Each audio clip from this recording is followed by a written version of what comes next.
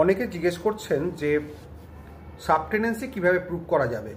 সাবটেনেন্সি prove করতে গেলে আপনাকে প্রমাণ করতে হবে যে সাবটেন্ট ইজ ইন এক্সক্লুসিভ পজিশন, তার নামে কোনো ডকুমেন্টস আছে, সে ভাড়া পেমেন্ট করে এবং সে ওখানে চিরকাল থেকে যাচ্ছে এবং ল্যান্ডলর্ড ওখানে, টেনেন্ট ওখানে থাকছেন না বা টেনেন্টের সঙ্গে তিনি থাকছেন না, এবং তার নামে ট্রেড লাইসেন্স আছে যদি ব্যবসা করে, বা যদি থাকে তার নামে Aadhaar card, voter card, electricity bill ইত্যাদি ইত্যাদি আছে। সেগুলো হচ্ছে এক্সক্লুসিভ পজিশনের জন্য। এবং এই এক্সক্লুসিভ পজিশন দেখাতে পারলে এবং যদি দেখানো যায় যে ল্যান্ডলর্ড ওখানে আসে, টেনেন্ট ওখানে দীর্ঘদিন ধরে আসে না, টেনেন্টের সঙ্গে তার কোনো সম্পর্কই নেই, টেনেন্টের কোনো ওয়্যার অ্যাবাউটস জানা নেই, এবং এই সাবটেনেন্টই ভাড়া দিয়ে যাচ্ছে, এবং সাবটেনেন্টের নামে ওখানে কিছু চিঠি করুন, যদি সেই চিঠি সাবটেনেন্ট নিজে সই করে রিসিভ করে, সেগুলো আপনি স্পিড পোস্ট উইথ এডি বা রেজিস্টার্ড পোস্ট উইথ এডি মাধ্যমে পাঠান। সাবটেনেন্ট যদি সই করে পাঠায়, সেগুলো আপনার একটা গ্রাউন্ড হয়ে যাবে। সাবটেনেন্ট যদি তার নামে ব্যবসা দেখায় ওখানে এবং সেখানে কোনো হোর্ডিং থাকে সেটা সাবটেনেন্টের নামে, সেগুলো আপনি ছবি তুলে রাখতে পারেন।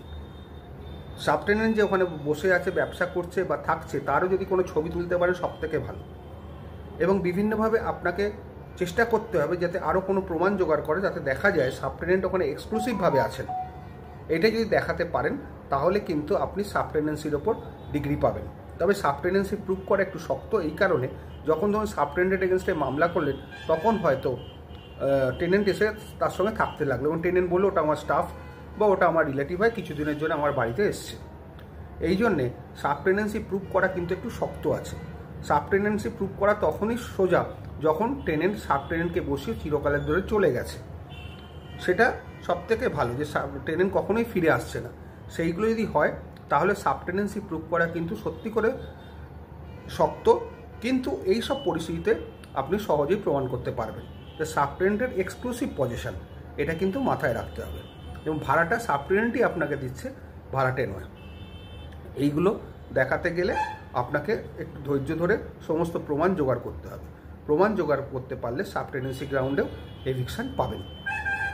যেসব গ্রাউন্ডগুলো বলা আছে সেই গ্রাউন্ডগুলো প্রমাণ করতে হবে, তবে কিন্তু আপনি এভিকশন পেতে পারেন। এটা কিন্তু মাথায় রাখবেন।